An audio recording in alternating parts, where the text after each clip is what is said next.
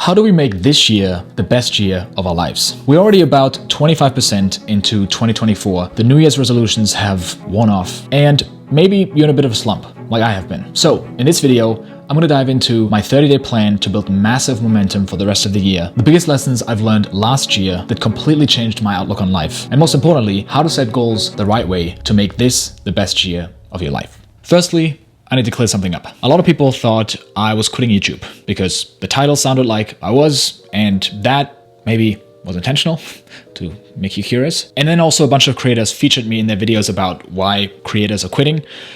But in the video itself, I simply said that I'm quitting the highly edited YouTube videos that I've been making and that I'm switching to podcasts from highly edited to simple style, sitting in my studio, that'll still be here on YouTube and also Spotify, and that's the new era. So I've been on a 2-month break, getting distance from YouTube, reflecting, and just letting myself go. I would sleep in until 9 or 10 a.m., let my diet go, and just invited a bunch of chaos into my life. Usually when I would say no to things, I just said yes. And I grew in a lot of areas that I have been neglecting for a while. Now that I'm back on YouTube, back into the grind, it's time for me to build some momentum again. And maybe that's something that's relatable for you, because maybe you felt this way at the end of the year. You set these goals, you had this vision for the year. This is the year where you're gonna make things happen. That's something that I always fall into. It's like, this is gonna be the year. I'm gonna do everything right. And then a few weeks later, the momentum kind of wears off. And here's the best way I know to get out of a slump and get back on track, which is simply a 30-day sprint. The key of a 30-day sprint is to dial in the habits again and really regulate your dopamine. After you've fallen off, you've probably overconsumed on social media, food that you don't want to be eating. Now, I don't mean a crazy dopamine detox or monk mode where you have zero fun and you go David Goggins style all the way. I mean a sustainable way that you get back into the groove and something that you can do long term, where the key is that you do have fun, but it's intentional. When you're, for example, hanging out with friends or you're watching movies, it's something that you intentionally choose to do rather than out of compulsive distraction and pleasure. And so the first thing that I'm thinking about now, getting back into the groove, is simply regulating my dopamine again. My diet has been completely off. I've been getting up late and just, having low motivation for challenging things, which is fine. I really enjoyed this area of my life and I've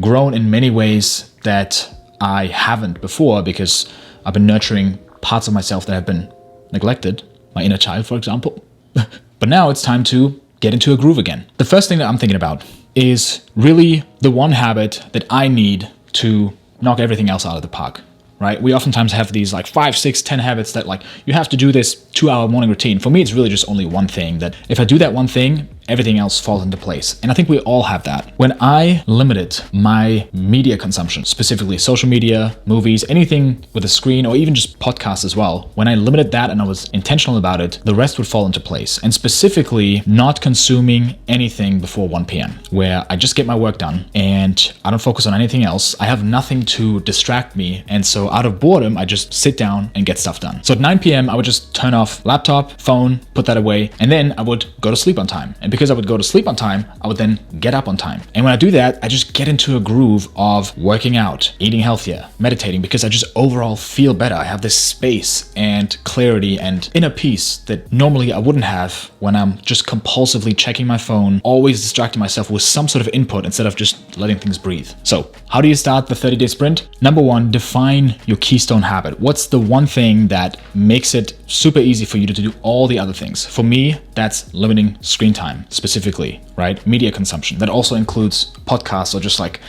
always having some sort of stimulation in my tiny little ears. And now that I've mentioned that I have tiny little ears, maybe you can't unsee it. So stop looking. The second most important thing for me is the sleep schedule. So just making sure that I go to bed on time and I wake up on time. If I do that, the rest will fall into place. I don't need to tick off the daily journaling, the working out, or 10,000 steps or whatnot. Like all these things fall into place when I just do that one thing. And when I break that one thing, when I do distract myself by just getting up and immediately scrolling, the rest of the day is ruined. And with the keystone habit, it's very easy to just track that. You don't need a habit tracker with like 5 or 6 different habits where you need to tick off every single thing every day. But for me, I just set up a tracker where I have that one habit, maybe 2, where I limit media consumption and I track my sleep schedule to make sure I went to bed on time and I wake up on time. And that's all I need to do. And if those are ticked off, I'm winning. period. Once you know what your keystone habit is, the one thing that makes everything else fall into place, build a system around it. Figure out some sort of way to protect that thing and make sure that gets ticked off. The first thing that I look at is something that already gets me back 2 hours a day that normally I would have wasted. And it's a very simple thing. Once I implement it, my life changes. I get back on track. And that is simply removing temptations. I don't know who explained this, but somewhere I picked it up that willpower is like a battery that just slowly drains over time, and you have a limited amount per day. If you, for example, have a cookie right in your pantry and you walk by it multiple times a day, every time you have to resist that temptation, you're draining some of that willpower. Whereas if the cookie just wasn't there, you wouldn't even be draining it. For example, I wanted to get back into just eating clean, and then I get this sent to me, which is the new Feastables with like 10 bars in it.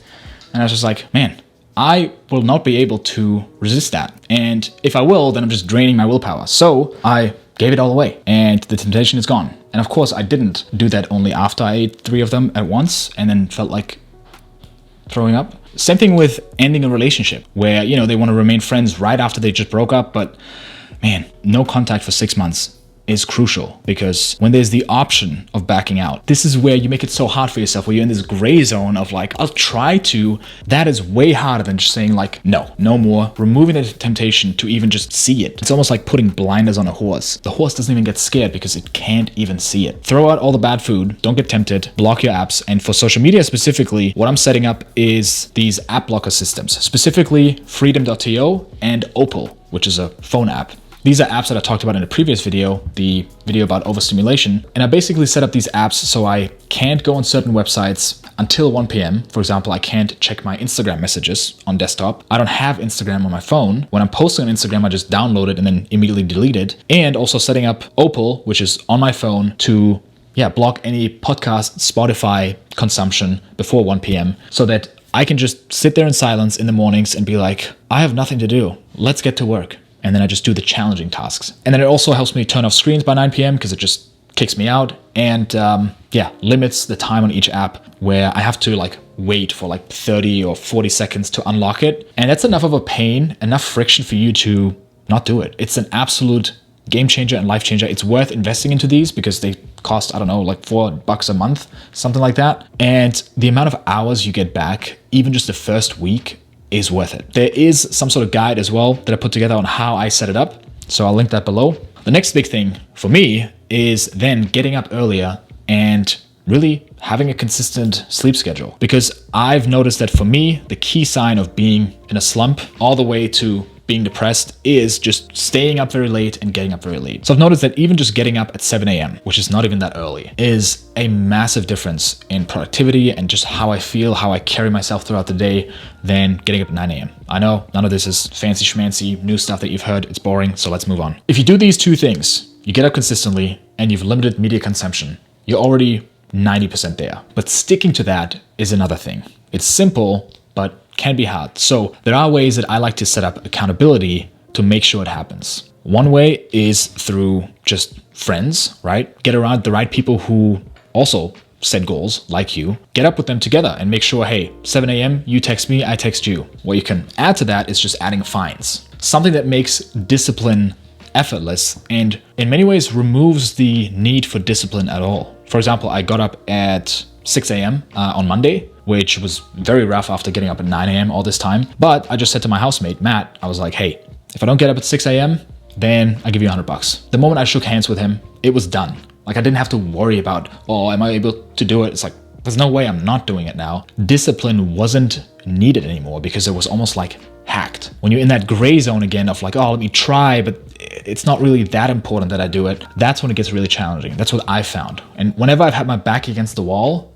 and I've had accountability like this, I just made things happen. For example, when I sold my first business for a bit over $500,000, I had all this money. I didn't really have pressure. And then obviously the tax authorities took half of it and I had like $100 left, which is what it felt like. But I went all into YouTube and I don't think it's a coincidence that I just started having my channel take off 2 months before I ran out of money because the pressure was there. If I don't make it happen now, then I'm out of money. And then I don't know what to do. So having your back against the wall, I've seen it so many times over and over again, is just oftentimes the key to breaking through a barrier that you've been stuck in for a while. Who knows, maybe like setting up these $100 fines is unhealthy. Maybe there's some psychologist that you see on, I don't know, Modern Wisdom, Chris Williamson's podcast, or, Tom Bilyeu, they say, hey, there's new studies that we found that fines will actually make your brain shrink, and it's a very terrible way to, I don't know. Maybe. I don't know if it's the best way, but it works. And it's, again, removing the gray zone that just kills so many people, where they make it unnecessarily hard because they're 1 foot in, 1 foot out. It's much easier to be all in. The other accountability is just having the right people around you. It's very easy for me to be healthy and eat healthy because I live with friends who are obsessed with health to a point where it's ridiculous, but I think it's normal because I'm just around them all the time. Usually you're the weird one if you don't drink. Here, you're the weird one if you eat at 9 p.m. because it'll spike your blood sugar at night. How can you do this? This is crazy. So get some accountability, which makes it very easy to stick to the cornerstone habit, which makes it very easy to just for 30 days track that habit and absolutely crush it, get back on momentum. And then an obvious one is, workout and diet.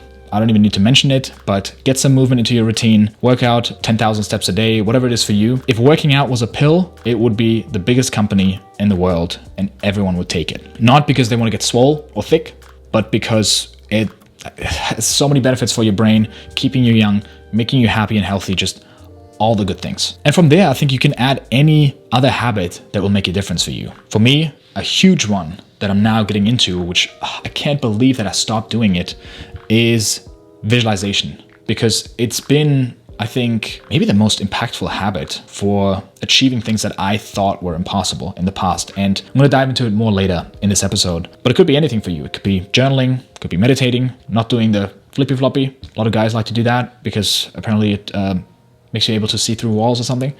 Or you can just do something like the Driven 30 or 75 Hard, which is, just a clear challenge that you can go through to build momentum. The Driven 30 challenge is something that we did last year with our community, just to stick to 6 daily habits for 30 days to get you out of a slump, back into really good momentum, and it's very sustainable. The 75 Hard specifically is to build hardcore discipline and an iron mind that maybe isn't sustainable long-term, but the people that I've seen who've done it, they're different people after this, because when you go through something like that, you build so much belief in yourself. What you do afterwards just carries a lot of weight because you just did this really challenging thing for 75 days where you work out twice a day, you read X amount of pages and all of that. So it's very challenging, but it just builds this trust in yourself that when you declare something, when you set a goal, you'll achieve it. If you've seen the video called This Idea Will Make You Unstoppable, it's the one that's about the winner effect, then you know how powerful it is to start small with something and then build yourself up from there. You build momentum with a 30-day sprint, and then as you achieve that,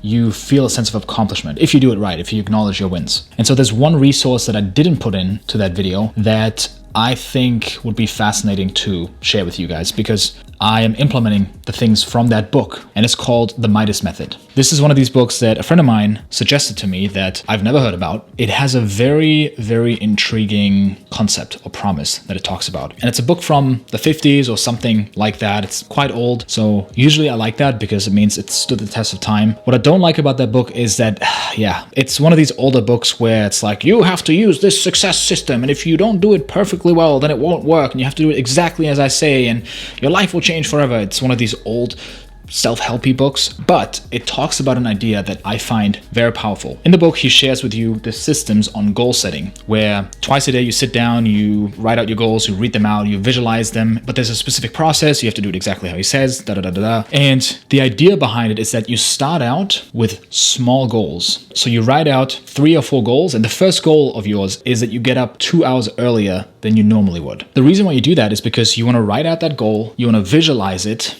and then make it happen so that then you signal to your brain and to your subconscious, hey, look, when I set a goal and I visualize it, I make it happen. The second one could be something as simple as just answering to an email that you've been avoiding. And once you get through that first set of goals, he tells you to set bigger goals, right? Like medium difficulty, where it's like, okay, let me shoot 3 podcasts this month. Up to the point where you build up this momentum and this confidence in yourself, and also signaling to your subconscious, whatever, to your brain, that when I set a goal and I use the system and I write it out and I sit down and I visualize it, I make it happen. And looking back at my life, that's something I've done. The first time I built my business, it seemed impossible, but I visualized it, I ended up making it happen. And from then on, my confidence went through the roof, where I felt like I could achieve anything now. That's why I think it's so valuable to start out with the 30-day sprint, or just a Driven 30 challenge, or a 75 hard, whatever you choose, because you end up proving to yourself that you do these things, and you build self-trust. Because when you have lost trust with yourself, when you say you're going to do one thing and you don't do it, every time it becomes harder to commit to something else again,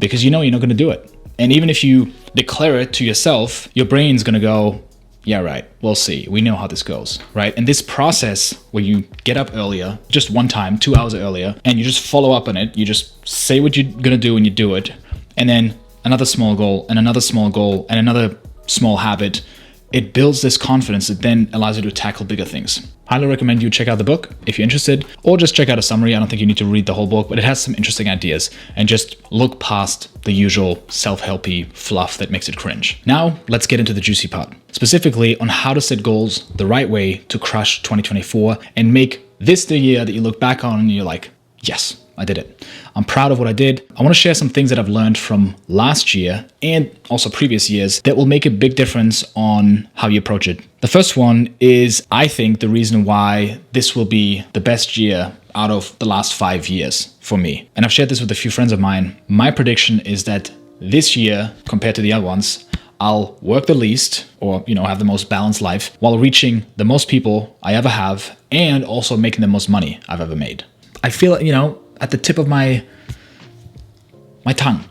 And who knows, maybe the year's going to go completely sideways, but that's what I'm feeling. That's the energy that I'm carrying into it. Not because I forced myself to, but I feel it. If you've seen the latest video where I gave an update about my YouTube journey and not wanting to make these videos anymore, last year and the previous years, my goal was to make bigger YouTube videos. I had a team of 4 people. It was super expensive, very stressful. I ended up being a manager of people. Some of these videos cost over 20 grand, took us weeks to plan and set up the logistics, then days of scripting and preparing the right angle and the thumbnail and all that, weeks of shooting sometimes, and weeks of editing. It was a painful process, and I felt burned out, didn't really have a social life, no vacation or travel, and that was all I did. And by the end of the year, I had one more video that I had to make, because that's what I committed to, and I made a bet with my friends that I would spend 10 grand on them going to Disney World if I don't make it. So I was forced to make this video last minute, basically, or not last minute, but by the end of the year. And it ended up being the one that I put the least work and effort into. It was This Idea Will Make You Unstoppable video, where I talked about the winner effect that I mentioned earlier. I was just sitting in my studio, talked about a book and a concept, and a few ideas that were connected to that. I didn't think much of it, and then it blew up. Lots of friends reached out to me and they were like, this was incredible, do more of that. And the comments were just so overwhelmingly positive. Like, this is the best video of the year. I'm watching this on repeat. I had 4 babies after watching this video. You ended world hunger in my country. And it hit almost 1 million views. So I went, huh. And that gave me permission to finally make the switch to simpler videos, because it looks like that's what people really enjoy. And I enjoyed it much more too. Like, it was so easy making that video compared to the other ones. And so this year, I'm just sitting down in my studio, making podcasts. It's way less work, not even 1/10. It's 1/30th of that. I got free time. I can actually go and live my life and learn new things, and then come back and talk about them here instead of just working all the time. I don't really need a team. I may bring on one person and a few contractors. And so last year, I only got 1/3 of views compared to the previous year. And that's why I think this year, I'll reach more people, therefore make more money. So that's where my prediction comes from. What is the difference between these 2 years? The outside shift is obvious. I just changed formats. Duh. But the internal shift was way more important, which is I just stopped playing in hard mode and started playing easy mode. Where in your life are you currently playing hard mode, where you could be playing easy mode? And let me add this. Hard mode, in this case, doesn't get you any extra benefits or achievements like in a video game where you get an extra platinum trophy or whatever. No, there's no benefit to it. Other than maybe you get to complain about it and brag about it on how hard you're trying and how difficult it is, and it makes you feel good that way, but you don't get bonus points for that. In the end, what matters is results. And this begs the question, where am I making things harder than they need to be? Like with working out, for example, what is a workout that is fun and sustainable and gets my body to get stronger, grow muscle, versus a workout where I'm just breaking my back and completely destroying my body to the point where I don't want to keep doing it and it's not actually gaining more results. Or in business, you're playing hard mode because you're focusing on too many things, different target audiences, trying to please everyone and trying to do things overly perfect, and you sweat the small stuff instead of just like get down to the essential. Work with the people that are fun to work with, serve the customers that are happiest with your service. And the same thing goes for goal setting. Setting 10 goals for every single area of your life, wanting to do everything at once, versus just focusing on the few things that really matters and the keystone habits that move the needle. Like, what are the few things that, if done right, will make all the difference? Where is the leverage? So a question that I like to ask myself is, what's the one goal that will make all the other goals easier or unnecessary? For example, for me, I know that if I grow this YouTube channel, if I grow this podcast, my network will naturally grow because more people will be seeing my cute face. That'll also result in better finances, more money, right? More opportunities there. So instead of setting separate goals for all of these, I know that if I knock that one domino off, everything else will get better. And yeah, I don't know who said it. Maybe it was Tony Robbins or Winston Churchill or Gandhi. We overestimate what we can do in a year. We underestimate what we can do in a decade. Why do we get stuck in hard mode? I think it's just old patterns. It's either like perfectionism, we're impatient and we want to do everything at once, or we have this need of control where I want to do this thing and I also want to do that thing. We're just not willing to say no, and saying no is tough. And for me, that meant, okay, I want to tell all these stories with this emotional music and just like fancy and just like elevate everything. And like, I don't want to do podcasts like everyone else. I don't think there was much of a need for it on YouTube in this specific space where people either want to be entertained or they want to learn something. And I'm kind of like in the middle, serving two different audiences that want to do either or. I just wasn't willing to say no. Yeah, you want to have 10 goals in a year. You want to do these 10 different things and you have to pick and choose which one are really going to move the needle that you can move forward, because you're not going to do 10 different things. You're not even going to do 3 big things. Like, pick 2 or ideally just 1. This video that I put the least effort into, that performed like crazy and people loved it, showed me what people really care about. And it doesn't have to be this overproduced, expensive budget that is developed over weeks. And personally, what helped me was burning out on hard mode.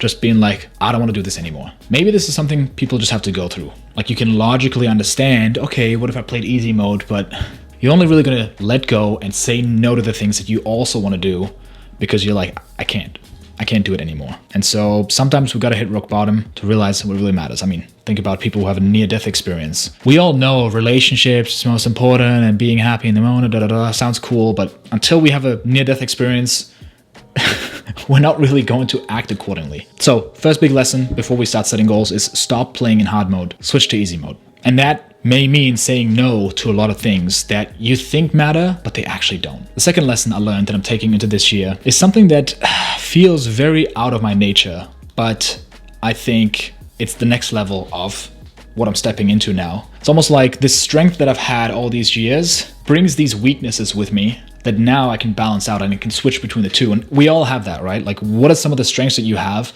that also have weaknesses? And what if you could switch modes where the weakness that you usually have becomes a strength? I mean, just think about somebody who's hyperlogical but can't have fun at a party. But then when they go to a party, they can switch to a social person that, yeah, maybe isn't the smartest and most intelligent and logical, but they have a great time. And you can switch between these modes when you're like in business and party. This is something that I've been leaning into. Not the party example, because obviously I'm very fun.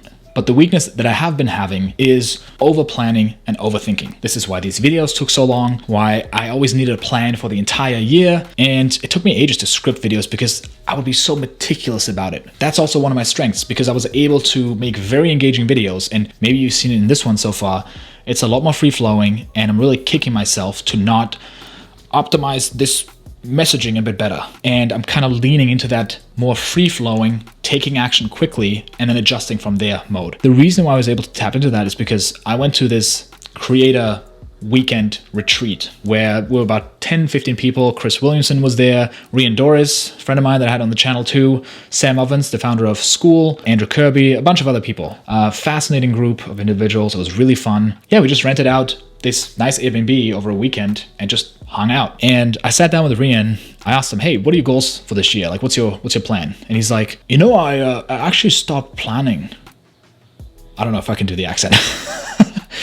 He was telling me in his Irish accent that he actually stopped planning and he doesn't think far into the future anymore, only in short projects. And I was like, wait, that is a bit of a slap in the face, because I did not expect that. I'm the type of guy who likes to set a vision and then a 12-month plan. And then by this year, we have we're in this stage, then we're going to build a team, and then we're going to switch into that. And what he said was, you know what, plans change all the time, is what he's learned over the years. And I'm like, I know he's right, but I like planning because it makes me feel good, and it makes me feel like I have control, and it makes me feel like I know what I'm doing, but it never works out. Never. Things always change. Like even me now switching to podcasts, right? Yeah, I was so fixated on this idea that I spent an extra year just, okay, let me try one more year to make this work where there's the right audience fit with this style of video and we can actually get enough views so that people watch, so I can pay the team. I probably would have made this change a year earlier had I not been so planative. I'm not even going to look it up. It's not a word. You know what it means. I've been very planative, and it's good to plan. It's good to be prepared. And I'm not saying that this is the right approach for everyone, but when Rian said that to me, I was like, I know he's right. And I know I've been wasting way too much time planning way too much ahead. And the plans always change. So what's very new to me now, and even with this podcast and this year, is that I don't have many big plans and I'm just kind of winging it, which feels scary because I like to prep and like overthink, and that's one of my superpowers. And now I'm leaning into this new thing, which is just, let me just figure it out along the way. I'm just gonna record this first episode. I feel like it's not gonna do well, and that's fine because I just wanna get the first rep in. The next one's gonna be better. The next one's gonna be better. My plan right now is just, okay, this month I'll do a weekly episode. Maybe eventually I'll do bi-weekly where I have one guest and one without a guest, and we do 2 episodes a week. Maybe, I don't know. Maybe touch on current events in society as well. Lean into that a bit. Keep it free-flowing, conversational. Maybe I'll get a co-host. And I'm really just building it as I go with you. So I would love to get your feedback, what you think. Tell me in the comments or just reach out to me on Instagram. Tell me what you think and what you want to see more of, because this is how I want to approach it now. Building it with you, with your feedback, and just seeing how I feel. So a big lesson in regards to goal setting for me this year is stop over planning and stay flexible, because you can make changes so much quicker by just having a short project, seeing how it goes, and then adjusting very quickly. The feedback loop is just a lot smaller. And the third lesson is really one that shields me against disappointment, because you could probably relate to setting a goal and then you don't hit it and you feel disappointed and you feel just disheartened and demotivated. That goes against the idea of the winner effect and just keeping the momentum going, learning from mistakes, and just continuing to be enthusiastic. And so this year, I'm not setting a measurable goal that is outside of my control. I'm not setting a subscriber and view goal because these are so unpredictable. You can make the same amount of videos, and for some reason you hit a gold mine and it just 10x's or 100x's in views, where you get a 5 million view video, and you just can't predict those. And they can also set the wrong incentives. I know how to get millions of views of videos, but are these the videos that I want to make? Here's how you stop choking your chick. Like, I don't want to make videos about nofap. I don't want to make videos about, here's the 5 things on how to make the first, and I don't want to make negative content that just goes viral because it riles people up. And a bad goal can also set the wrong incentives, where you set a short-term goal to get tons of views, but then I have to dumb down the content, and I don't want that. So no subscriber goal, no view goal. So think about what are the goals that may set the wrong incentives for you. And these 3 lessons lead me to what we've been building up to, which is setting goals the right way. Because a few small changes in the way you approach them will make a big difference between a year where you set a bunch of goals and you felt defeated afterwards versus that one year that we all want, where we look back and we see how far we've come. Firstly, let's talk about how to set goals, or how I like to set goals, which is my approach. May work for you, may not. But this is what I've come to over the years. There are a lot of contrarians in this self-help space where they say, I don't set goals, I just set systems. It's a great way to market yourself, to sound different, but to me, it really is the same thing. You know, you have the people in the camp that are like, oh, goals is everything, you have to set goals. And then there's people who are like, goals are useless. We just need to set measurable things that you can do every day that then lead to the goal. And so I'm usually in between, and I'm just like, why not do both? They both serve a purpose. The way I see it is that goals and the long-term vision is just to set the direction so you know where to go, and you know what actionable items to set. And then from there, you reverse engineer and set actionable items. Right? Things that are fully in your control that you can take off. And it's really just there to get you excited about the future and get you motivated.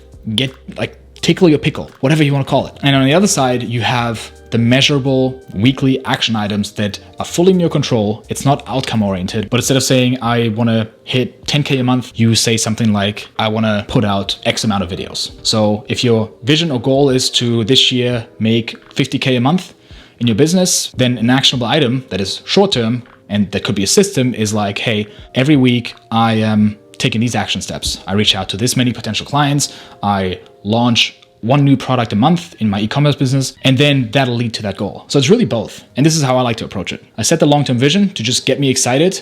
And then from there, I ask myself, okay, what would I have to achieve in the next 90 days? Just 90 days. That would make me feel like I'm on track for that long-term goal, whether it's a 1 year long-term goal or a 5 year long-term goal. Like what's just right now. And so it is a good balance between planning a bit to have a bit of a project and a plan, but not too much where you're not flexible. So setting 60 to 90 day sprints, staying flexible, and then after those sprints, taking a week off and readjust. And again, long-term goals are really just to set a direction that excites you, that gives you some idea on what short-term goals that you can set that may get you there. For example, it could be having $1 million in the bank by the age of 30, and then you let the long-term goals define what short-term goals you focus on. I think it's very important knowing what you want long-term, because imagine you work 20 years towards a vision, and then when you realize it, you're like, oh, I actually don't care about this. Oopsie. Wasted 20 years. So I think it's important to continuously get more and more clear about what you actually want, but I think that just comes with age. As you mature, as you learn things, when I look at the goals that I set when I was in my early 20s, it's laughable. I don't know what I was thinking, but I was just making a hypothesis and I'm like, I think this is what I want. And then you just adjust over time. And of course I could tell you about all the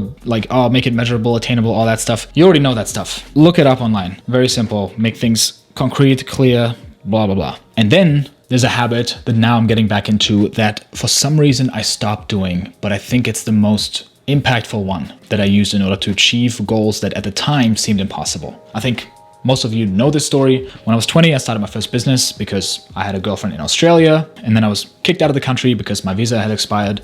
And I promised her I would find a way back. And the only way that I found to make it back was to build a business that would make money online so I could come back on a tourist visa, because I didn't have money to study there. I didn't have a degree yet, so I couldn't get a job there that qualified me for another visa. Anyways, it seemed impossible at the time to start a business because I've never done anything comparable to that. And I started getting into, the law of attraction, all of that stuff, like you visualizing things. I was just desperate at the time. I was like, hey, anything that could get me there, I'll try it. My take on the law of attraction is I think there's a logical explanation for why these things work, because if you think about what you want, then you're probably more likely to go after it and see possibilities. And so I started visualizing, making it back to Australia with a successful business, and I would visualize myself crossing the border, the officer at the immigration desk saying, welcome to Australia, and I would be back in Sydney and I'd be so happy, and I would visualize it over and over again to the point where I would literally have dreams about it. And in my dreams, I would be crying tears of joy, like I made it back, and then I would wake up in real life